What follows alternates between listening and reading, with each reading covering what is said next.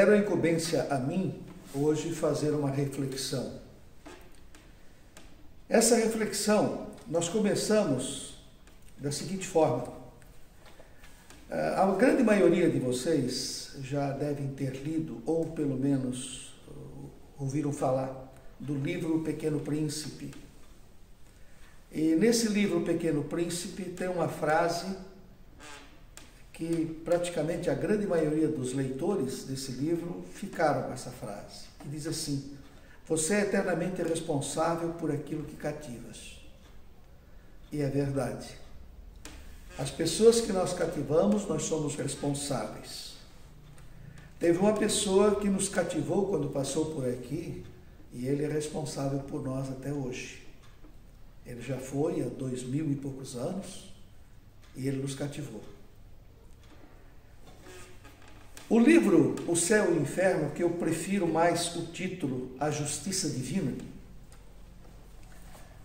no seu capítulo 4, na página 24, no título Intuição das Penas Futuras, ele diz o seguinte: em todos os tempos, o homem acreditou por intuição que a vida futura deveria ser feliz ou infeliz, em razão do bem ou do mal que se faz nesse mundo. É profunda essa frase, é bastante interessante. É bastante interessante. Quando nós viemos a esse mundo, Deus nos deu sementes, nos presenteou com sementes, todas elas férteis. Todas elas férteis. Ele nos orientou o que poderíamos fazer, mas não mandou nós fazermos. Nós fizemos o que queremos. Ele não mandou nós plantar. Planta se você quiser. A isso ele chamou de livre-arbítrio.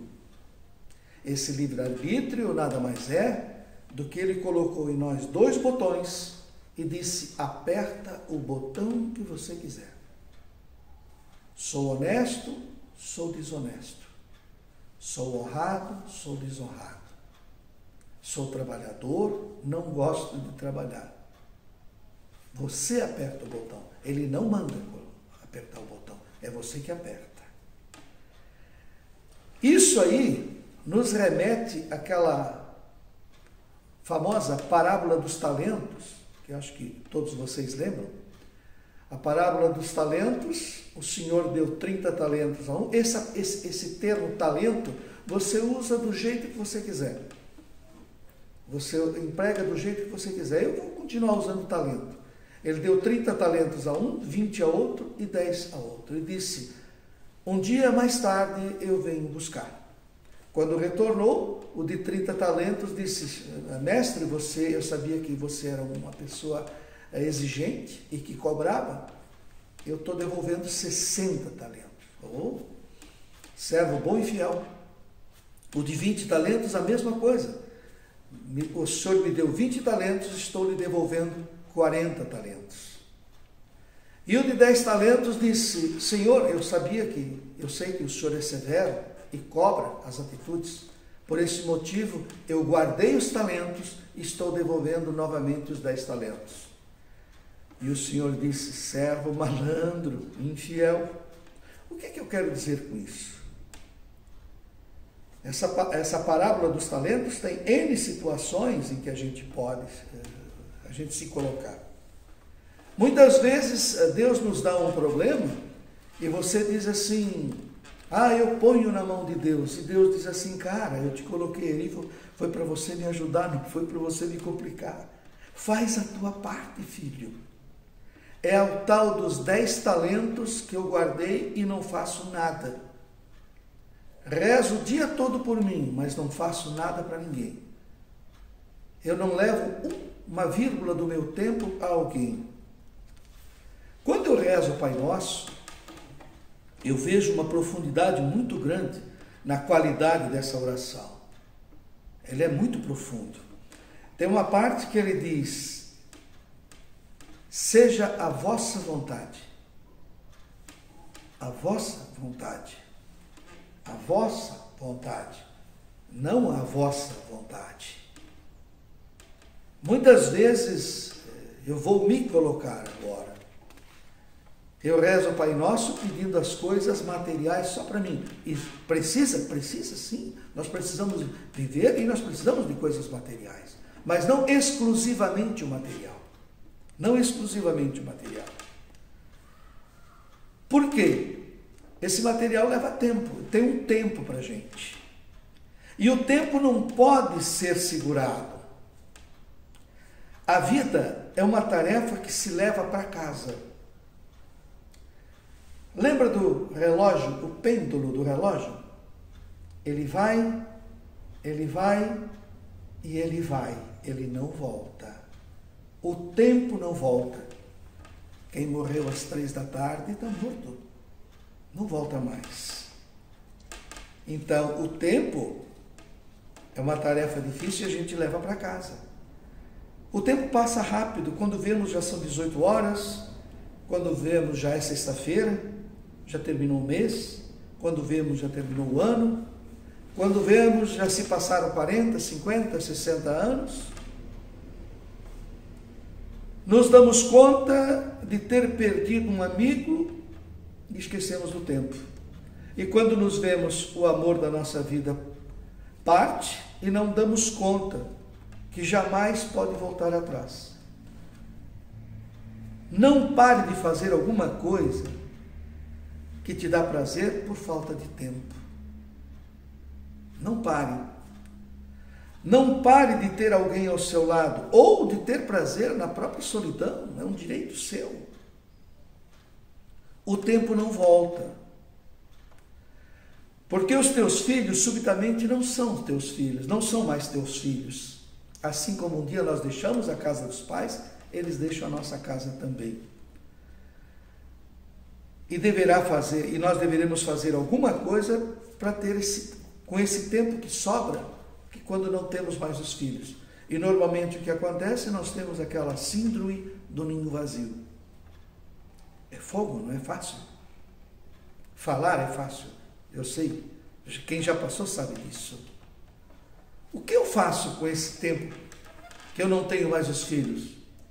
Tem muita gente precisando do nosso tempo livre para fazer alguma coisa. Não deixa esse tempo para depois. O depois é muito longe. É aquela história, depois eu ligo, depois eu faço, depois eu falo, depois eu mudo. Penso nisso depois. Deixamos tudo para depois. Como se o depois fosse o melhor.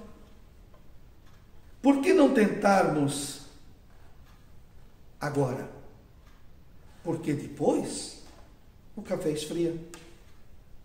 Depois a prioridade muda. O encanto se perde. O cedo se transforma em tarde.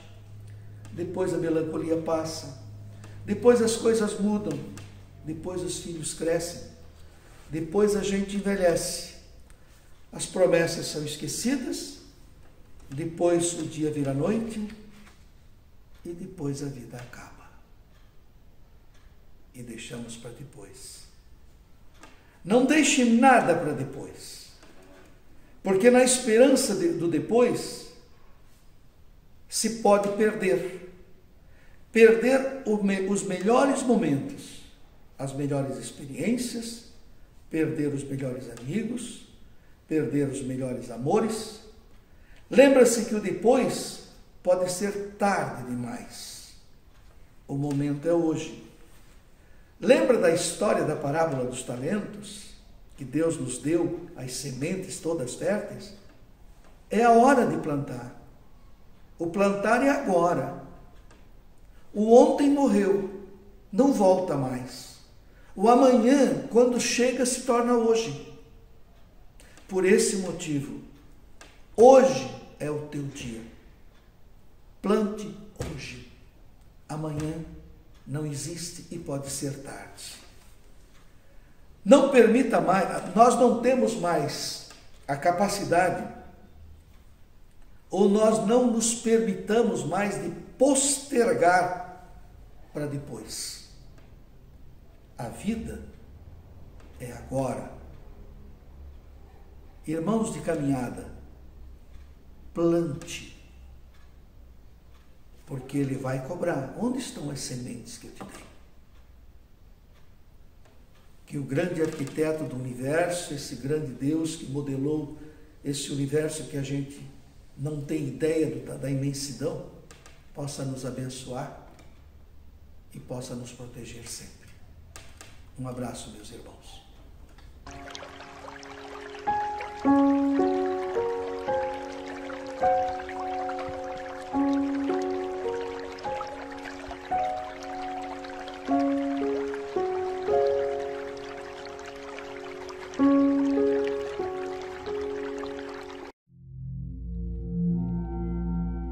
Queridos irmãos, vamos nos colocar numa posição confortável, porque a partir de agora vamos nos concentrar na espiritualidade maior, em Deus nosso Pai, em Jesus nosso Divino Mestre, e vamos nos preparar para o passe que está para iniciar.